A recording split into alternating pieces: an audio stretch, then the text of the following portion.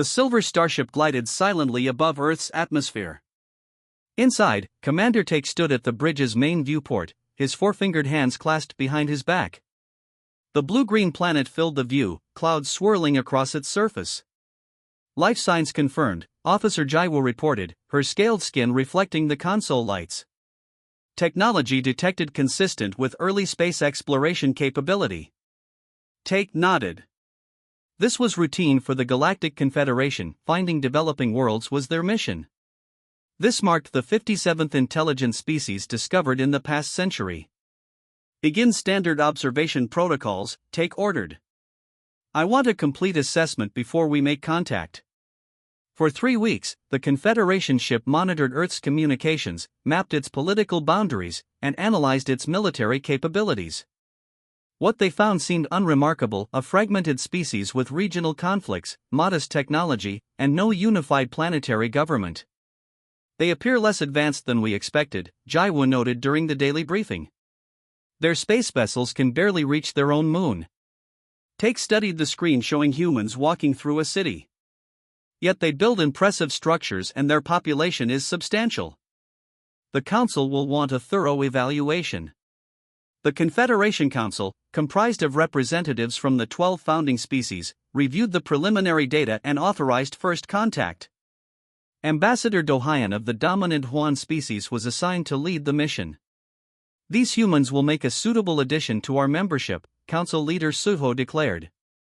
Begin diplomatic protocols. The Confederation chose a remote location in a region called Mongolia for the initial meeting. 3 ships descended through Earth's atmosphere, landing on a flat plain far from major human settlements. Ambassador Dohayan emerged wearing ceremonial robes that shimmered with embedded light crystals. Earth sent a delegation of 20 representatives, scientists, diplomats, and military officials from various nations. The humans approached cautiously but without visible fear. Dohayan activated the Universal Translator. We bring greetings from the Galactic Confederation, a union of peaceful species across 3 spiral arms of this galaxy. The human officials exchanged glances. A woman stepped forward. I am Director Han of the United Nations Contact Committee. On behalf of Earth, we welcome you. The initial meeting proceeded smoothly. The humans asked intelligent questions about the Confederation's structure and member species.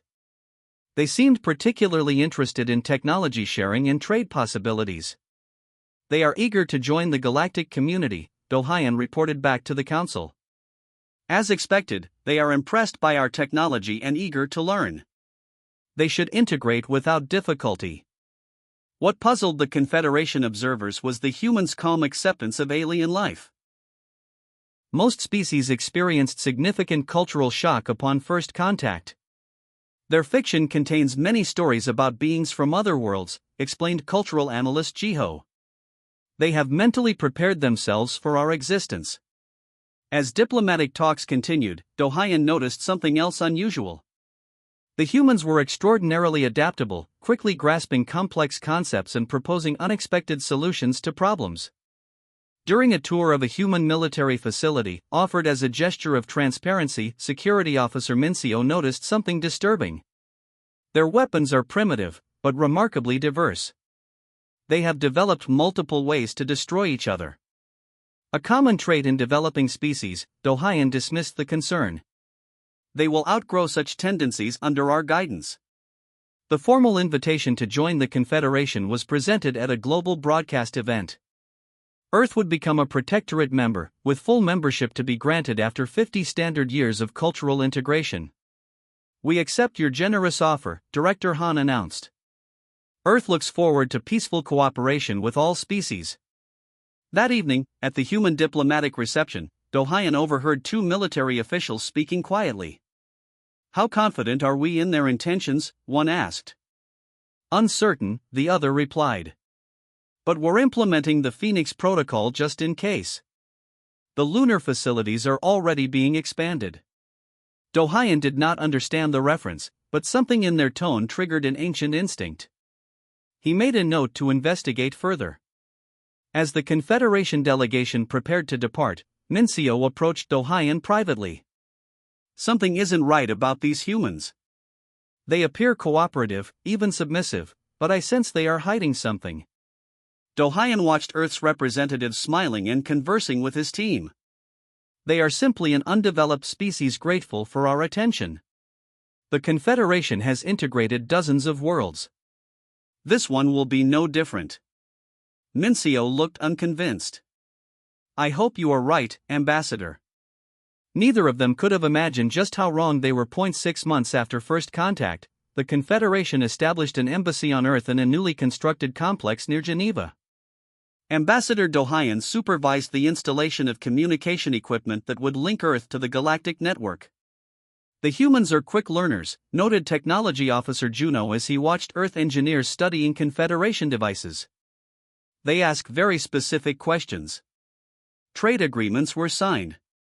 Earth received basic medical technologies and agricultural improvements in exchange for art, music, and unusual minerals. The arrangement followed standard protocol for new protectorate worlds. Useful technology was shared, but nothing that could be weaponized. Most Confederation species were satisfied with this arrangement for decades or even centuries. Humans were different. They want faster-than-light technology already, Dohayan told the Council during a secure transmission.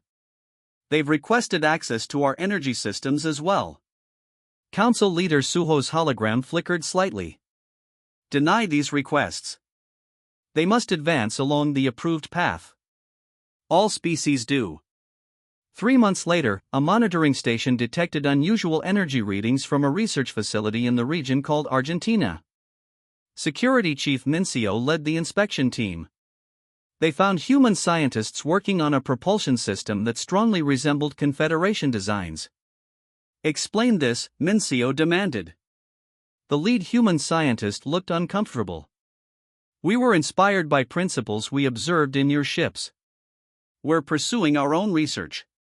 When the humans refused to stop their work, Mincio confiscated their equipment and research data. The incident created tension. Human media outlets accused the Confederation of holding back technology that could solve Earth's energy crisis. They do not understand their place, General Yoon said during an emergency council meeting. Perhaps a demonstration is needed. Ambassador Dohayan disagreed. Patience would be wiser. They are still adjusting to their new status. The Council sided with Dohayan, but increased surveillance of human research facilities. 2 weeks later, an even greater shock came from a small laboratory in Finland. Somehow, human scientists had not only replicated Confederation shield technology but improved its efficiency by 20%. This is impossible, stammered Technology Officer Juno. They shouldn't be able to understand the theoretical principles, let alone improve them. When questioned, the human researchers seemed confused by the Confederation's concern. We thought you'd be pleased with the improvements, said their lead scientist. Isn't cooperation the point of our agreement? General Yoon was furious. They deliberately violated technology transfer protocols. This cannot stand. The Council authorized restrictions on human space travel. Confederation ships began patrolling the solar system, preventing human vessels from venturing beyond Mars. Additionally, all technology sharing was suspended. Earth governments protested, but the Confederation dismissed their complaints. This was standard procedure for disciplining non-compliant protectorate species. Then came the incident near Jupiter. Captain Hugh of the patrol cruiser Eternal Glory detected unauthorized human ships mining in the asteroid belt, an area the Confederation had claimed for its own resource extraction. You are in violation of territorial restrictions, Hugh transmitted. Return to Earth orbit immediately. The human ships continued their operations, ignoring the warning. Following standard protocol for dealing with primitive species, Hugh fired a warning shot, a low-power plasma burst that passed close to the lead human vessel. The humans did not flee as expected. Instead, they turned their ships toward the Eternal Glory and accelerated. They're on attack vectors, warned Hugh's tactical officer. Impossible, Hugh replied. Their ships are unarmed mining vessels. The first human ship rammed directly into the Eternal Glory's shield, detonating in a massive explosion that overloaded the shield generators. Before Hugh could recover, the second and third ships struck in rapid succession. The Confederation cruiser's hull ruptured, killing half the crew instantly. As emergency distress signals reached Confederation command, more alarming reports arrived. 3 Confederation outposts in the outer solar system had gone silent. A supply ship near Mars was attacked by what appeared to be repurposed Earth satellites armed with crude but effective weapons. General Yoon addressed the stunned council. The humans have declared war on the Confederation. They have destroyed a military vessel and 3 outposts. Holographic displays showed images of Earth military forces mobilizing globally. Confederation intelligence intercepted communications indicating a coordinated response plan that had apparently been developed since first contact. How could they possibly think they can challenge us? Asked a bewildered council member. Their technology is centuries behind ours. Ambassador Do Hyun watched the footage with growing concern. I believe we have made a terrible miscalculation about these humans. The Confederation prepared its response, completely unaware that the true nature of humanity was about to reveal itself in ways none of them had imagined. The Confederation Council gathered in emergency session. The circular chamber, usually calm and orderly, buzzed with nervous energy as representatives from 12 species debated the human problem. We must respond with overwhelming force, insisted General Yoon, his scaled skin flushed with anger. Destroy their military capabilities and impose direct control. Ambassador Do Hyun stepped to the center of the chamber. Before we act, the council should understand what we're facing. I've been studying human historical records extensively. The main display activated, showing images that shocked the council members, thousands of years of human warfare, constantly evolving weapons and tactics. Unlike any species we've encountered, Do Hyun explained, humans spent their entire evolutionary history fighting, primarily against themselves. While we evolved toward cooperation, they evolved through conflict. Science Director Mina added, their history shows over 15,000 separate wars. Their technological progress accelerated dramatically during periods of conflict. Many council members dismissed these concerns. The humans remain technically inferior, regardless of their aggressive tendencies. Their largest ships are smaller than our scout vessels, scoffed Admiral Kiju. This rebellion will be brief. The Confederation deployed its third fleet to the Sol system, 20 warships against Earth's hastily assembled defense force. Admiral Kiju expected the humans to surrender at the mere sight of such power. Instead, the humans attacked first. From hidden bases on Mars and several asteroids, small human ships launched toward the Confederation fleet. They appeared primitive, but moved with unexpected speed and coordination. These tactics make no sense, reported the tactical officer aboard the flagship. They're sacrificing their smaller vessels to probe our defense patterns. 3 human ships deliberately collided with a Confederation cruiser, overloading its shields just as they had with the Eternal Glory. Before the cruiser could recover, more human ships attacked from multiple directions, firing weapons that somehow penetrated the weakened shields. Impossible, gasped Admiral Kiju as the cruiser's signal disappeared. Their weapons shouldn't be capable of. Another ship reported critical damage. Then another. The battle lasted just 6 hours. When it ended, 3 Confederation dreadnoughts lay shattered in space. The humans had lost more ships but had achieved something unprecedented. They had defeated a superior Confederation force. In the aftermath, the Council reviewed the battle recordings with growing horror. They used mining explosives reconfigured as weapons, noted military analyst Tainin.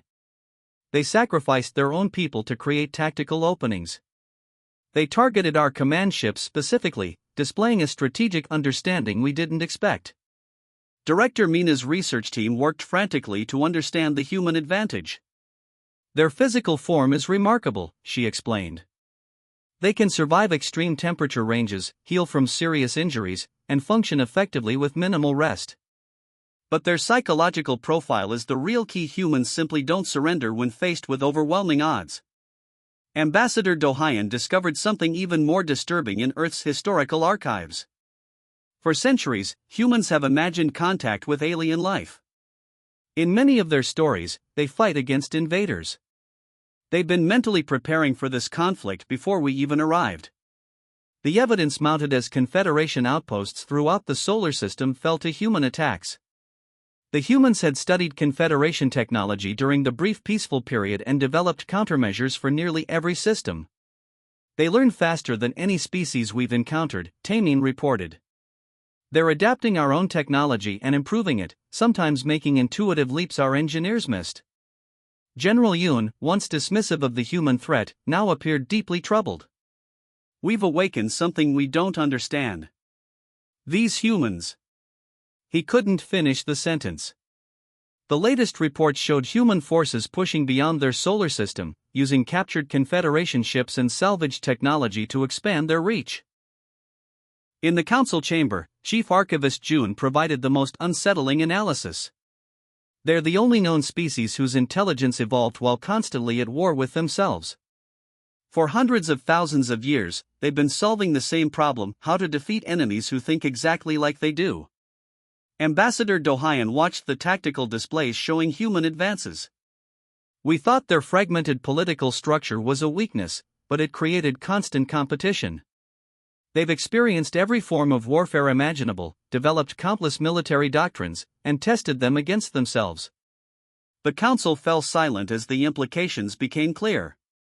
The Confederation had never faced a species like humanity, one forged through millennia of conflict, endlessly adaptive, and now unified against an external threat.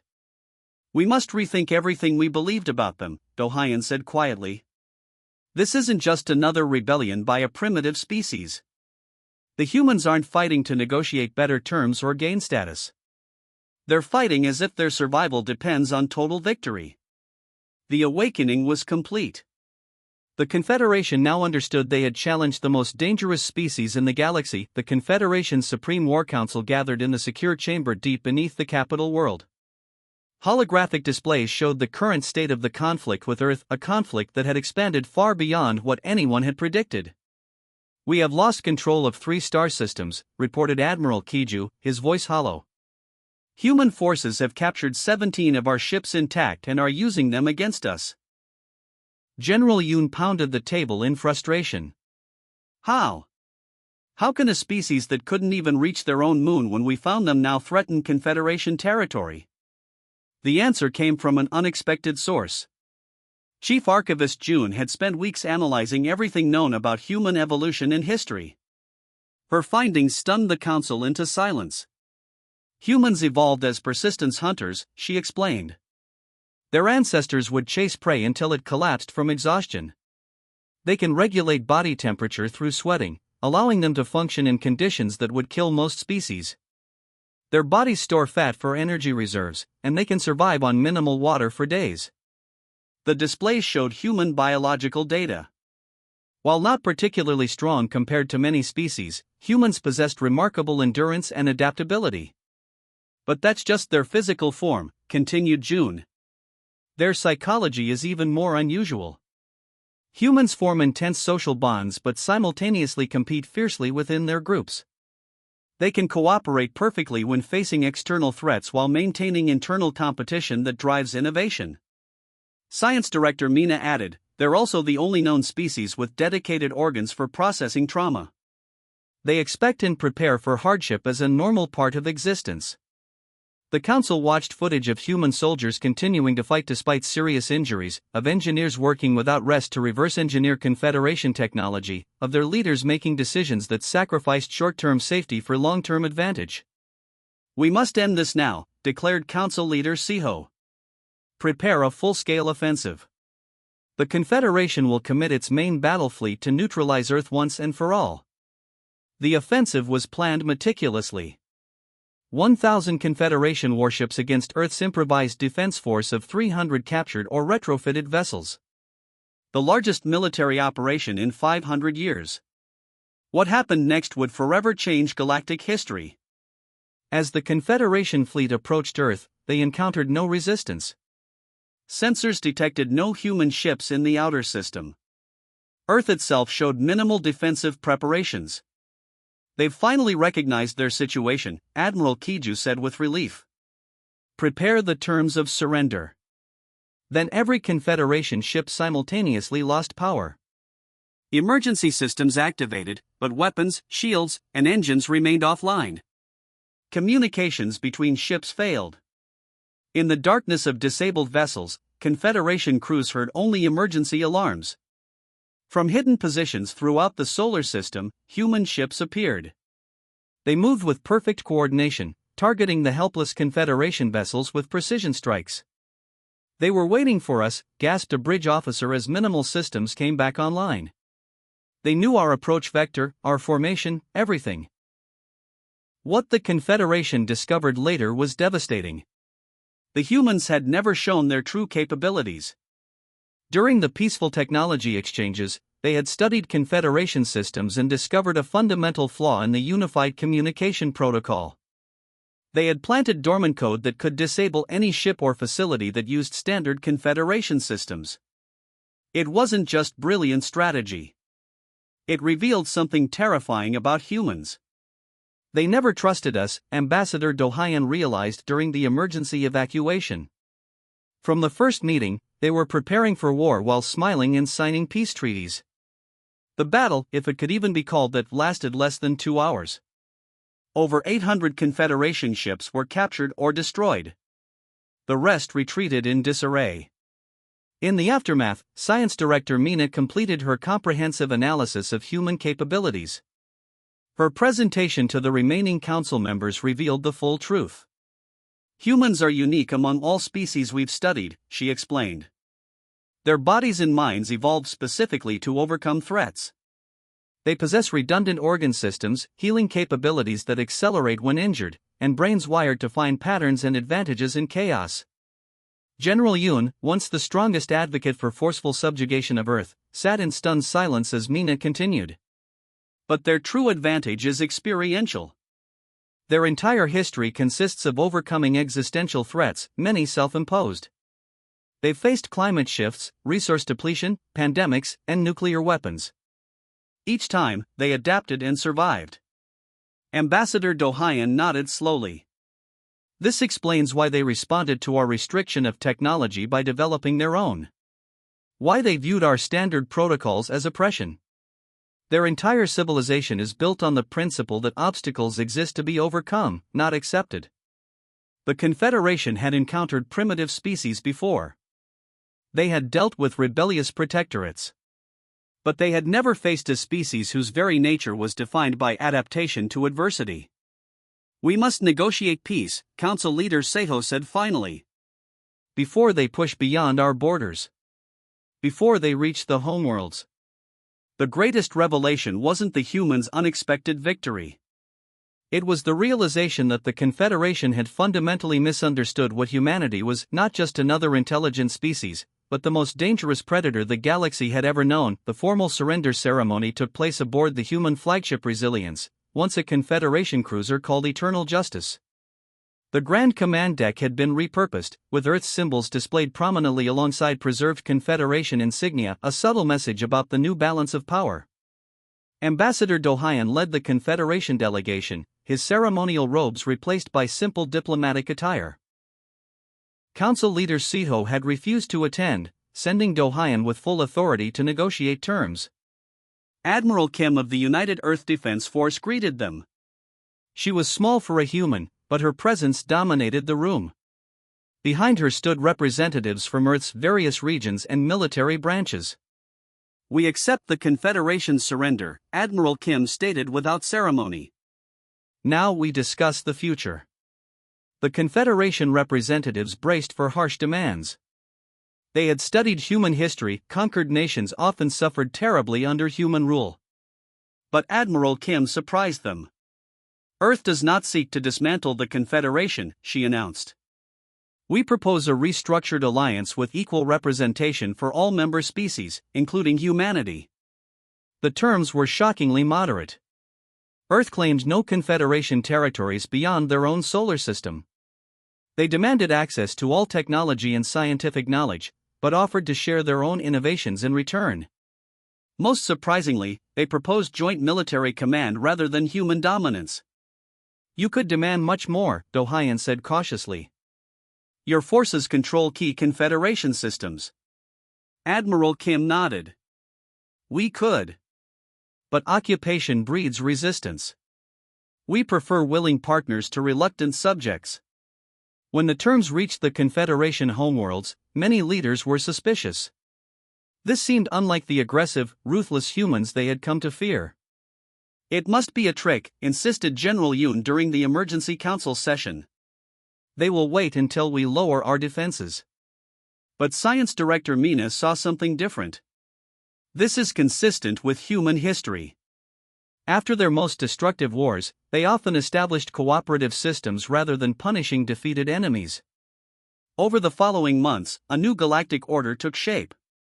The Galactic Confederation became the Interstellar Alliance, with humans taking key leadership positions alongside the Wan and other founding species. What puzzled many non-human species was how quickly humans adapted to peace. The ferocious warriors who had decimated the Confederation fleet now sent scientists, engineers, and diplomats throughout Alliance space, eager to learn about other cultures and share knowledge. 6 months after the surrender ceremony, Ambassador Do-hyun visited Earth for the first formal diplomatic reception under the new Alliance Charter. The gathering took place in a floating city above the Pacific Ocean, a marvel of combined human creativity and Confederation engineering. "Your species continues to surprise us," Do-hyun told Admiral Kim as they watched ships from 20 different worlds dock at the orbital platform above. "You fight with unmatched ferocity, yet embrace peace with equal passion." "We never wanted war," she replied. "We wanted respect and security. Now we have both." Later that evening, Do-hyun met with Professor Jae-won, a human historian who had been studying the conflict from both perspectives. "The Confederation's mistake," Jae-won explained, "was assuming humans would behave like other species you've encountered. You expected gratitude for technology, compliance with restrictions, and submission when threatened. We thought these were universal constants," Do-hyun admitted. "Every species before humans followed this pattern." Jae-won smiled slightly. "Humans evolved differently. Our planet's history forced adaptation and innovation. We survived because we never accepted limitations, we overcame them." Do-hyun completed his most important diplomatic work in the year following the war. His document, The Human Variable, became required study for all Alliance diplomats and military officers. Its conclusion reshaped galactic politics. Humanity's greatest strength is not their technology or their physical capabilities, but their unique perspective.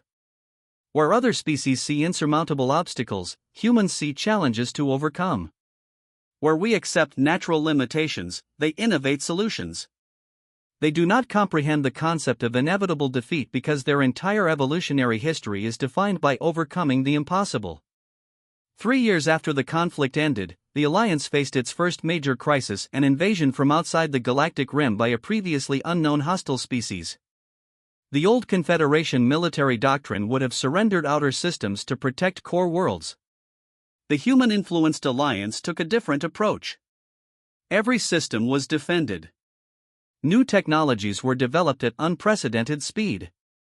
Species that had once been enemies fought side by side. When the invasion was repelled, even former General Yoon acknowledged the truth: without the humans, we would have fallen. On the anniversary of the Alliance's founding, Council leader Suho, who had initially refused to work with humans, raised a toast at the celebration on Earth. "We once feared the humans would destroy the galactic order," he said. "Instead, they saved it by forcing us to evolve." Perhaps that is their greatest gift to all species: they remind us that limitations exist only in our minds.